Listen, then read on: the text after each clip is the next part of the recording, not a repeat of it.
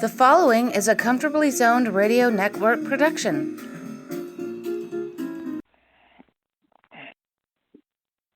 Thank you, Tally Olson. I am back. You are comfortably zoned with me, Ralph Tycho, the Zig Zag Man in Alameda, California, right across the bay from San Francisco, across the moat from Oakland, and what a state we live in. What a state all you guys live in. New York. My guests are both New Yorkers. I'm a native New Yorker, moved out to California, but I'd like to welcome back Alan Blumkin. How are you, Alan? Hello there, everybody. Hello there, everybody. And hello, Alan. And Heshi and I, Heshi Hal Bock, are celebrating our High Holy Day. This is You're right. This is October 3rd, and I won't bore the audience because you've told this story so many times. It delights me as a New York Giants fan so much. Condense it. Tell me the story of where you were when Russ Hodges said the Giants win the pennant. Well, I had come home from junior high school, and I was in another room. Excuse me. Our television was on the blink, and my father, God rest his soul, was listening to the game in the kitchen on the radio. And I was very annoyed because the Giants were losing, and this had been a summer-long pursuit of the Dodgers, and here we are on the last day, and they're going to lose. So I was just disgusted, and I was just reading the paper, back to front, as I always did. Right. And I could hear Russ Hodges' voice on the radio, not distinctly. I couldn't tell you exactly on play-by-play, but I could hear his voice. And at some point, I heard him start yelling, "The Giants win the pennant, the Giants win the pennant." And I jumped up, and I ran into the kitchen, and I embraced my father, and we started dancing. We were dancing around the kitchen in celebration of this great moment in baseball history, Bobby Thompson's home run, the shot heard around the world, and it was a very emotional time for me, for him as well. And it's one of the highlights of your life. Let's put it that way. I mean, just the joy, without question. You have to understand. You have to understand that this was a summer-long battle. They had dropped 11 games in a row at the start of the season, and in August they were 13 and a half games behind the Dodgers. So it sounded like it was futile. You know, how are you going to cut 13 and a half games off a lead? But they did it, and they won 37 of their last 44 games to catch the Dodgers on the last day of the season, forcing a playoff.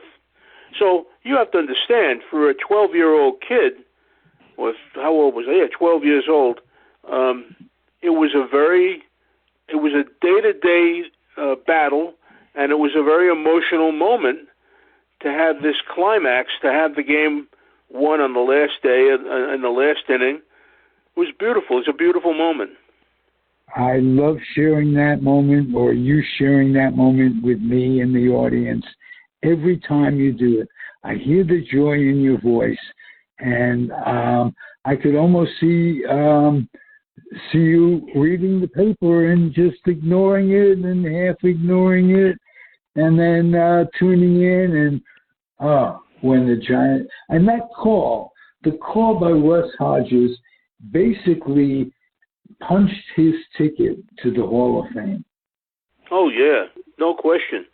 That call is one of the greatest calls in broadcast history.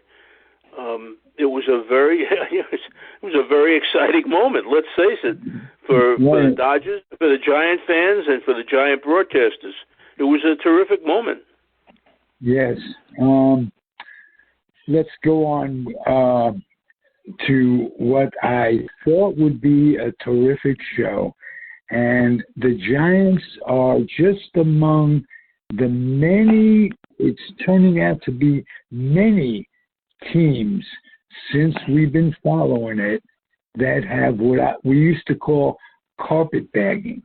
Ralph, before you start this, can I say a couple of words about that game? Certainly.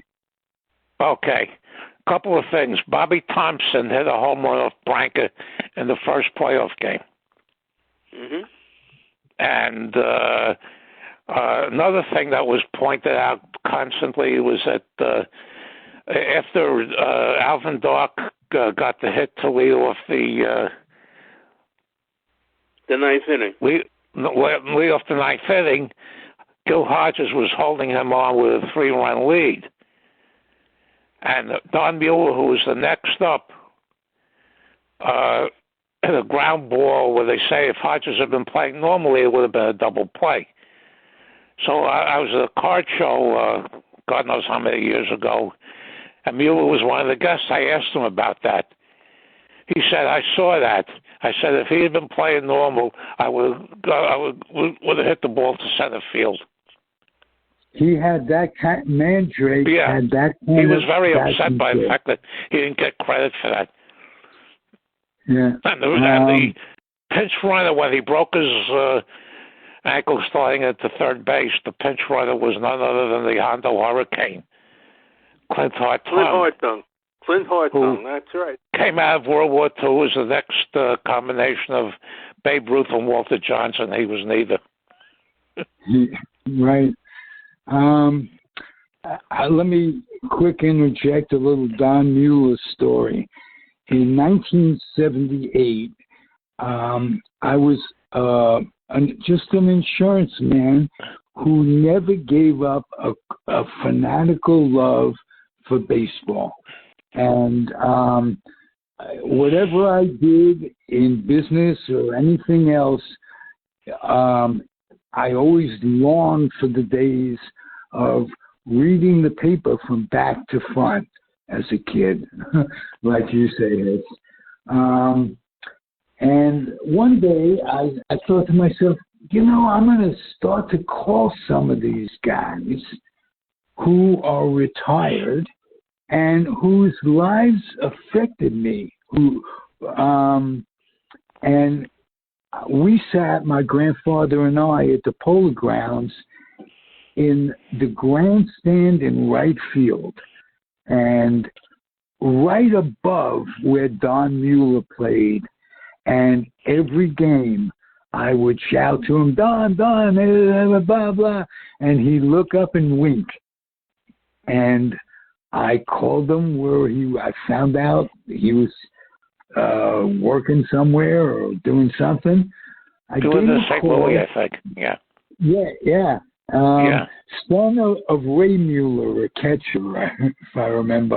No, his father was Walter Mueller, who played in the 20s. Ray Mueller, who was a catcher, played basically in the same era, was no relation.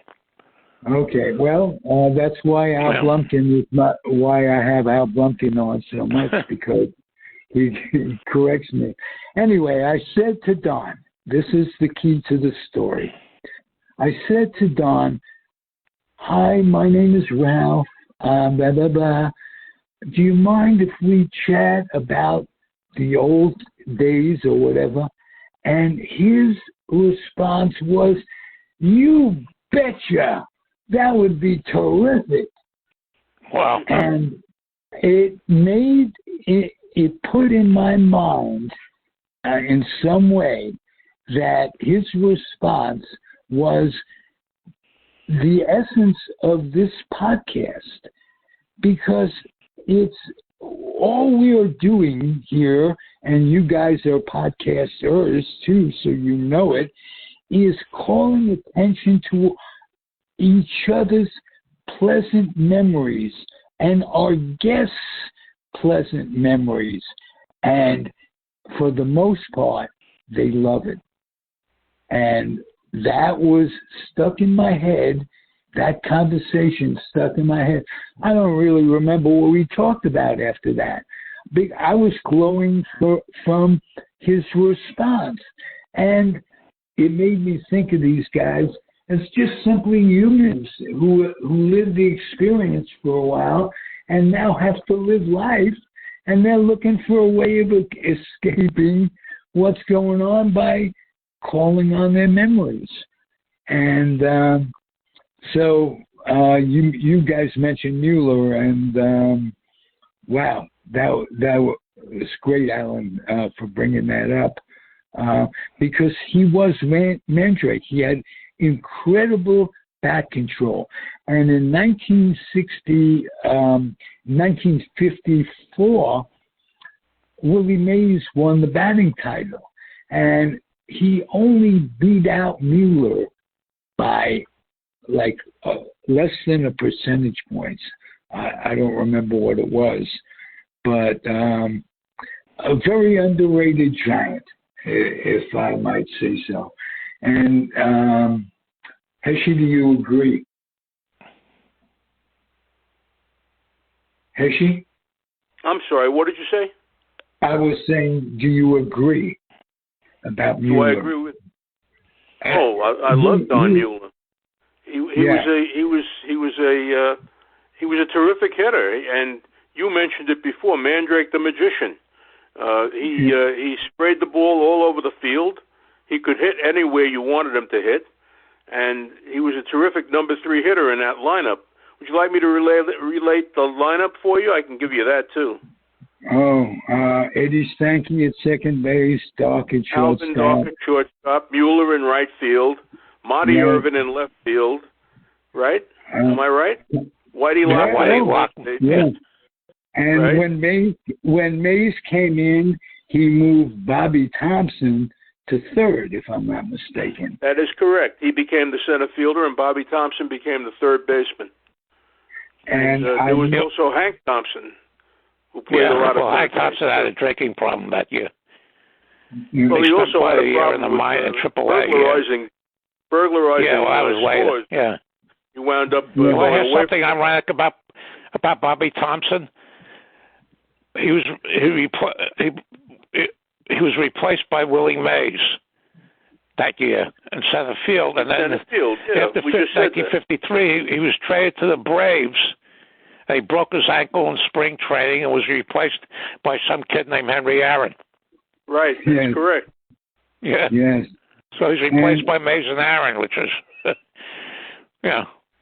And let me not forget to relay the story of who played all 3 positions in the World Series, because Mueller broke his ankle at that point, and they put Bobby Thompson, Willie Mays, and Monty Irvin in the same outfield, and that was the first time that 3 African Americans played together, if I'm not mistaken, in the outfield.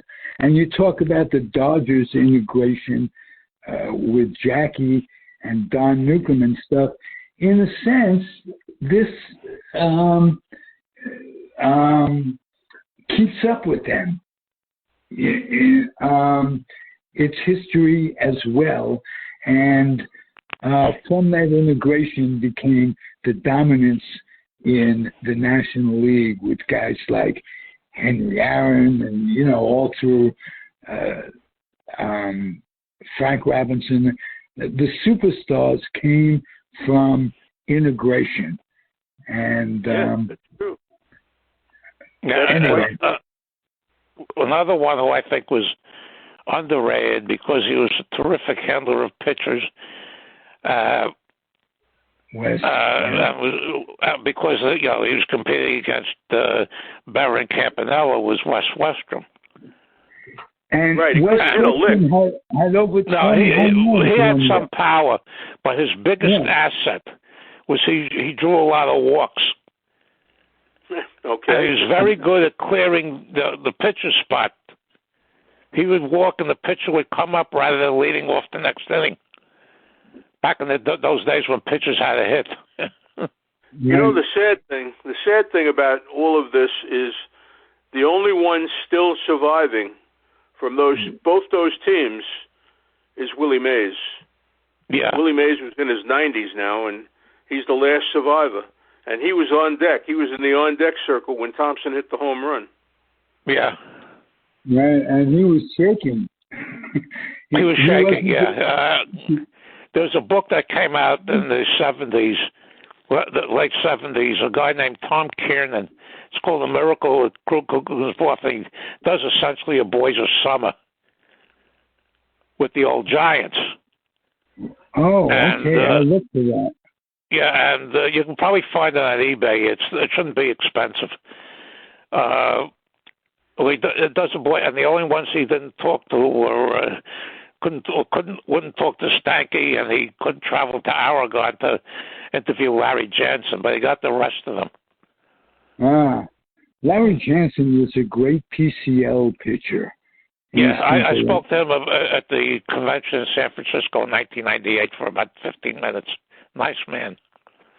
The winning pitcher on October 3rd was Larry Jansen. Yeah. Came out of the bullpen. Yeah. Hey, I got one more story about that year.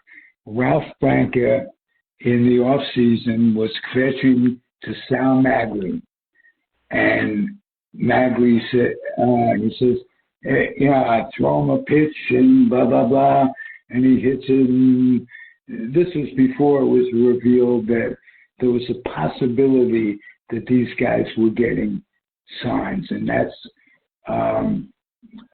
another story. But so Magri says, why don't you throw a curveball? There you go. that was his response to. Well, that was his out pitch. Branco was a curveball pitcher, and he had said that he wanted to set up the curveball with the fastball. Well, thank you, Ralph. I appreciate that. Well, people also tend to overlook that the Dodgers play about 500 ball the last 2 months. Which should have been good enough if you're 13 and a half games in front, as long as you win a couple of games here and there. But the Giants won 37 of 44. That's a lot of games. Yeah, and the Dodgers had the Giants had Leo DeRocher and as a manager, and the Dodgers had Charlie Dressen. And I can go to town for an hour on how bad Charlie Dressen was. Well, he ruined the bullpen. They had no bullpen. That's why Branca and Erskine were warming up at the end of that game. I'd like to do that. Clyde Sukforth was the pitching coach in the bullpen, and Dressen called down to the bullpen and asked him about the two pitches, and Sukforth said Erskine just bounced a curveball, but they should have been pitching relief anyway. They weren't relief pitchers. He got pissed off at Clem Labine during September and didn't use him at all until the second game of that playoff. And he had ruined Clyde King, was the lights out for the first few months as a relief pitcher, and he overused him. Well, Heshy and I are both glad for his ineptitude. Yeah. And I'd like now, if you would be good enough to tell us something about what made, Leo DeRocher, I blanked there for a second, what made him great? He was a Brooklyn Dodger manager, and but what were some of his traits that enabled the Giants to win both in 51 and 54?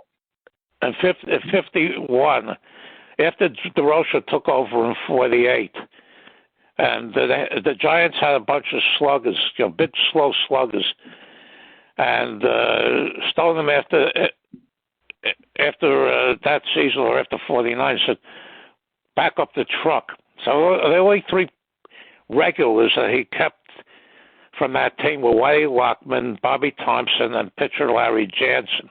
Rigney stayed, but he was a utility infielder. They made a trade after 1949 with the Boston Braves, where they got Eddie Stanky and Alvin Dark for Sid Gordon, Willard Marshall, and a shortstop named Buddy Kerr. And that trade was not only... The pitcher, Sam Webb, also. Yeah,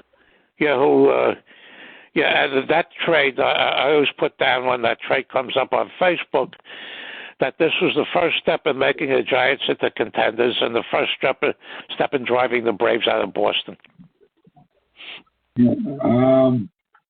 That trade broke my heart, by the way, because I was a big Sid Gordon fan. I loved Sid Gordon.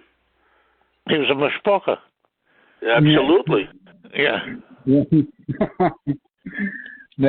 We have 3 years here. It's quite a combination. We shouldn't stand too close together. That's the only thing we have to be concerned about. And then they switched early '51. They switched Irvin and Lockman between first base and left field. Right, that's correct. Yes, and that was good for both Lockman and Monty Irvin. Yeah. Irvin drove in 121 runs. Yeah. In 1950, they claimed Jim Hearn from the Cardinals for about $100. And he contributed 17 wins. I met Hearn and Jansen at a card show in Queens, quite a few years ago. Yeah. Every time I went as a little kid, Jim Hearn was pitching. And I remember he was traded to Philadelphia, and I was still enough of a kid that you talk about broken heart. That broke my heart. Well, seeing him in a Philly on a baseball card in a Philadelphia uniform, and Sal Madry is a Dodger.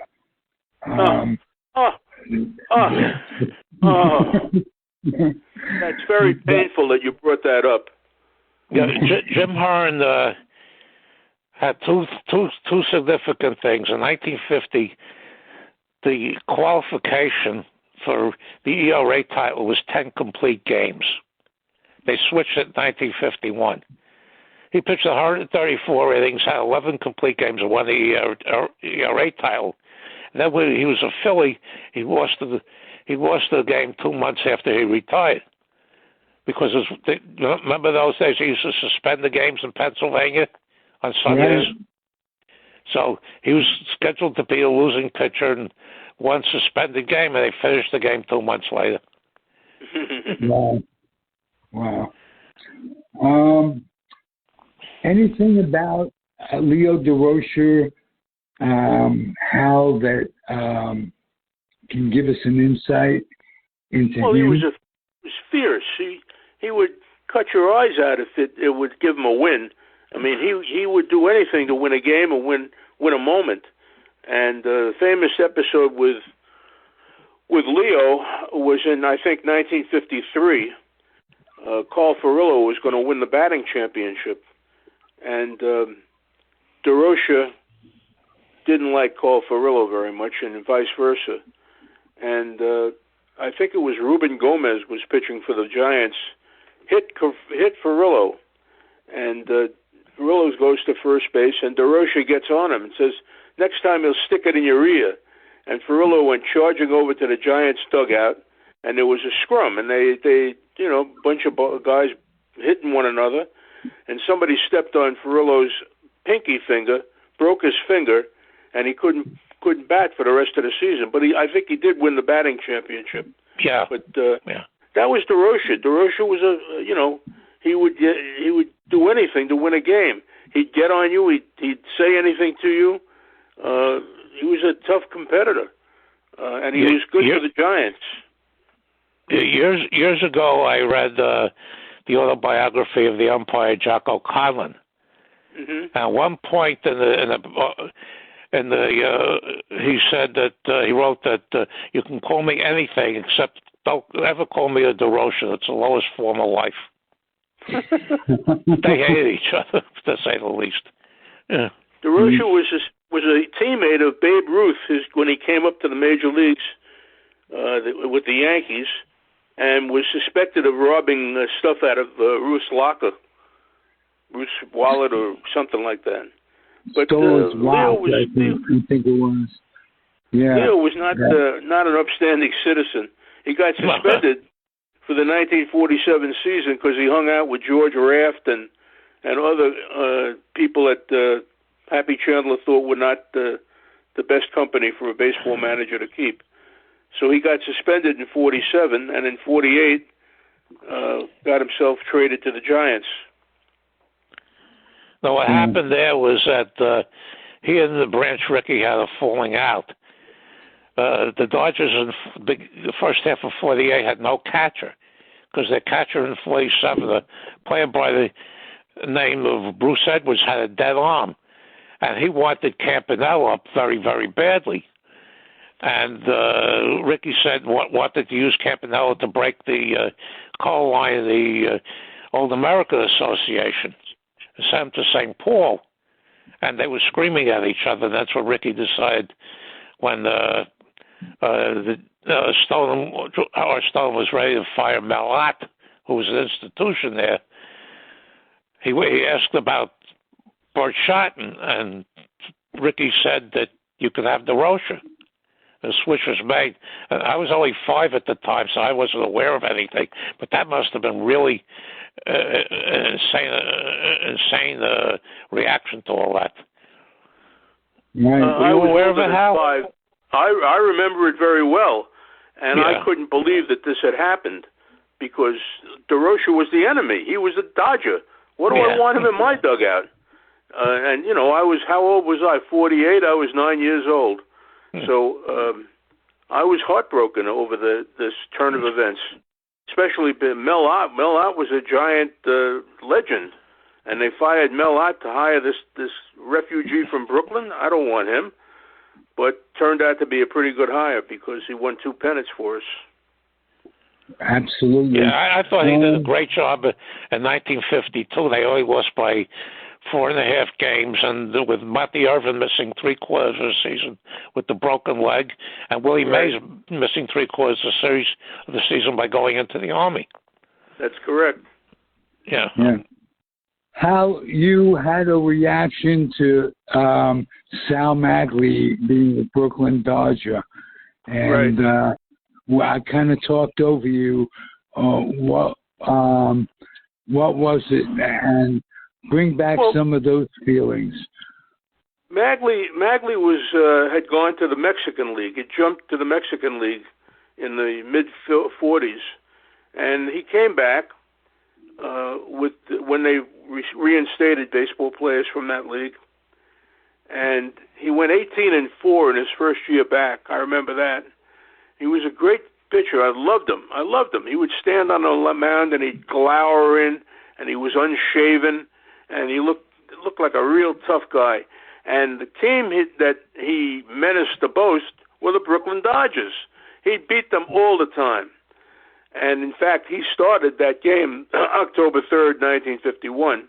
He was the starting pitcher because Leo wanted to win it. And he depended on Magley to beat the Dodgers. So now, as all things happen, Magley got old. And the Giants dumped him, sent him to Cleveland, of all places. And the next thing I know, he winds up in Brooklyn. He threw a no-hitter for the Dodgers. I remember that. And he also pitched for the Yankees. Very picture of Campanella, and I think it was Joe Becker carrying him off the field after that no-hitter. And I was just a kid, too, and younger than you guys. And I couldn't believe it. I mean, this is just... He was also the losing pitcher in Larson's perfect game. He also won the first game of that series. He won the first game of that series. He beat Whitey Ford in 1956. So he was still a productive pitcher in the years after he left the Giants.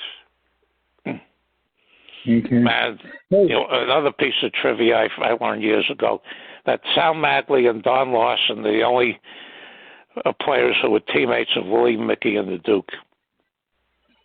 Oh, wow. Larson became a teammate of Duke Snyder Lawson was with the Giants in 1964 for 2 months, and Snyder finished up his career with the Giants in 1964, which I'm sure a lot of people were thinking this was blasphemous. Hey, was there a Wayne Twillinger who? Yeah, he was only there for half a year.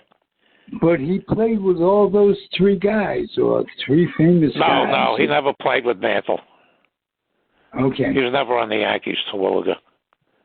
Okay. Well, he had some... I did this thoroughly because a friend of mine, I knew Magley, a friend of mine, hit me with this a bunch of years ago. So it took me about a day or two to come up with Lawson. Yeah. Beautiful. Hey, I don't know if you guys are familiar with radio broadcasts, vintage radio broadcasts that are on YouTube. There are hundreds of games, Yankee games, Rizzuto, Mel Allen and Red Barber announcing in the same game in the 60s, 61, late 50s. You can go back and you don't really have to concentrate on the game, just the names that come up and the skill of the announcers back then. Admittedly, the three of the best were Rizzuto, Barber, and Mel Allen. And wow, it's fun to go back and just listen, fall asleep with the radio on, and it's on YouTube, and all kinds of games. Just that's my advice to you guys and the audience. Get a little baseball. Hey, we were going to talk about carpetbaggers and what have you, and this topic was so great and so near and dear to my heart, and surprisingly, your knowledge is as great as your knowledge about the Pirates, the Yankees, and the rest of baseball. Well, I grew up during those years. I was 8 years old in 1951 when I first started following. Yeah. I got into it through the cards. My parents had no interest in this. I started buying the cards, and that's how I learned. Well, a lot of us did. And thank you, guys. Terrific show. Anything you want to end with? Anything that's sticking in your craw, Hal Bock, that you haven't gotten out? The only thing that, it's great to relive these memories of these great players that we grew up with, but it's kind of sad to think that they're all gone, with the exception of Willie, who's 90-something years old. It's the passage of time. Time marches on, and the memories will never go away. They're in your mind forever, and that's where they'll live forever. Amen. Absolutely. It's our job, as I see it, because we can share these memories with kids that never heard the name of Don Mueller or Jim Hearn or Sal Malgate. And that might encourage them to go to the record books, which in those days weren't bastardized. You had 90 feet between bases, and you played the full game, even if it was tied, which gets my blood pressure going again. But the game is great now. It was greater then.